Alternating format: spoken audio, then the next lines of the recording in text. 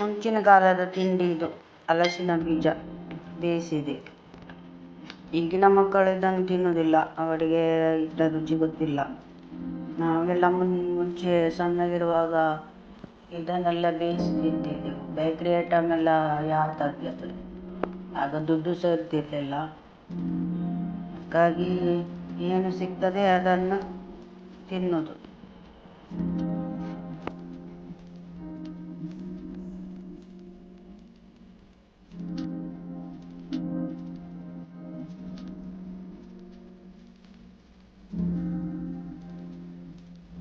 ಉಪ್ಪು ಹಾಕಿ ಬೇಯಿಸೋದು, ನೀರು ಹಾಕಿ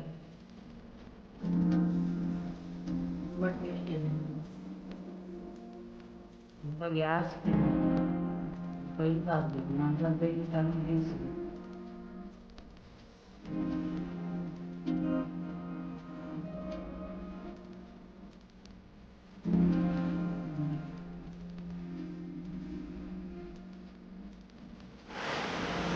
ಕಾಲದಲ್ಲಿ ಮಳೆಗಾಲದಲ್ಲಿ ಮೀನು ಸಿಗ್ತಿರ್ಲಿಲ್ಲಲ್ಲ, ಆಗ ಏನಾದರೂ ಪದಾರ್ಥ ಬೇಕಲ್ಲ.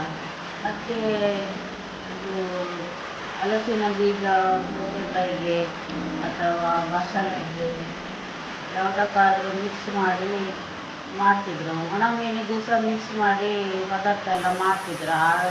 ಮುಂಚಿನ ಕಾಲದಲ್ಲಿ ಗ್ಯಾಸ್ಟ್ರಿಕ್ ಪ್ರಾಬ್ಲಮ್ ಎಲ್ಲ ಏನಿರಲಿಲ್ಲ, ಎಲ್ಲ ಸಹ ಏನು ತಿಂದರೂ ಸಹ ಇದಾಗ್ತಿತ್ತು, ಜೀರ್ಣ ಆಗ್ತಿತ್ತು. ಅದಕ್ಕೆ ನನ್ನ ಅಕ್ಕನ ಒಬ್ಬಳು ಫ್ರೆಂಡ್ ಇದ್ಲು, ಅವಳು ರಶ್ಮಿ ಅಂತ. ಅವಳು ನಮ್ಮ ಮನೆಗೆ ಯಾವಾಗಲೂ ಬರ್ತಿದ್ಲು. ಬರುವಾಗ ಇವರು ನನ್ನ ಚಿಕ್ಕಮ್ಮ ಇದ್ದಾರಲ್ಲ, ಅವರು ಕೇಳುವುದು, ಲಕ್ಷ್ಮೀ ದಾದ ಕಜಿಪ್ಪು ಅಂತ. ಅದಕ್ಕೆ ಅವಳು ಹೇಳೋದು, ಬೋಲೆಲ್ಲ ಪದಿಂಗಿಲ್ಲ ಅಂತ. ಯಾವಾಗ ನೋಡಿದ್ರು ಸಹ ಅದೇ ಬೋಲೆಲ್ಲ ಪದಿಂಗಿಲ್ಲ ಅಂತ ಹೇಳೋದು. ಅದಕ್ಕೆ ಚಿಕ್ಕಮ್ಮ ಹೇಳೋದು, ನಿಕ್ಲಿ ಯಾಕಲ್ಲ ಬೋಲೆಲ್ಲ ಪದಿಂಗಿಲ್ಲನೇ ಕಜಿಪ್ಪ ಅಂತ. ಅದಕ್ಕೆ ಹೌದು ಅಂತ ಹೇಳೋದು ಅವಳು. ಅಂದರೆ ತುಂಬ ಕಷ್ಟ, ಮುಂಚಿನಲ್ಲಿ ದುಡ್ಡು ಸಹ ಇರ್ತಿರ್ಲಿಲ್ಲ, ಮಾಂಸ ಎಲ್ಲ ತರಲಿಕ್ಕೆ ಇಷ್ಟ. ಹಾಗೆ ಯಾವಾಗಲೂ ಹೇಳೋದು ಅವಳು, ಬೋಲೆಲ್ಲ ಪದಿಂಗಿಲ್ಲ ಅಂತ ಕಜಿಪ್ಪು. ಅಂದರೆ ಮತ್ತೆ ಇದು ನಮ್ಮ ಉಡುಪಿ ಸೈಡಲ್ಲಿ ಇದುಂಟಲ್ಲ, ಎಂಥ ಹಲಸಿನ ಬೀಜಕ್ಕೆ ಇದು ಬೋಲೆ ಅಂತ ಹೇಳೋದು, ಬೋಲೆ. ಈ ಸೈಡಲ್ಲಿ ಮಂಗಳೂರು ಸೈಡಲ್ಲಿ ಬೋಲೆ ಅಂತ ಹೇಳೋದಿಲ್ಲ, ಪೆಲ್ತರಿ ಅಂತ ಹೇಳ್ತಾರೆ. ಒಂದೊಂದು ಊರಲ್ಲಿ ಒಂದೊಂದು ಥರ ಹೇಳ್ತಾರೆ. ಹಾಗೆ ಪದಂಗಿ ಅಂದರೆ ಹೆಸರು ಕಾಳಿಗೆ ಮಿಕ್ಸ್ ಮಾಡಿ ಪದಾರ್ಥ ಮಾಡಿದರೆ ಸಹ ತುಂಬ ಒಳ್ಳೆಯದಾಗ್ತದೆ. ಮುಂಚಿನ ಕಾಲದಲ್ಲಿ ಎಂಥ ಪದಾರ್ಥ ಮಾಡಿದರೂ ಸಹ ಒಳ್ಳೆ ಮಾಡಿ ಊಟ ಮಾಡಲಿಕ್ಕೆ ಆಗ್ತಿತ್ತು. ಈಗ ಎಂಥ ಬಗೆಯ ಪದಾರ್ಥ ಮಾಡಿದರೂ ಕೆಲವೊಮ್ಮೆ ಸೇರುವುದಿಲ್ಲ ಊಟ ಮಾಡಿ.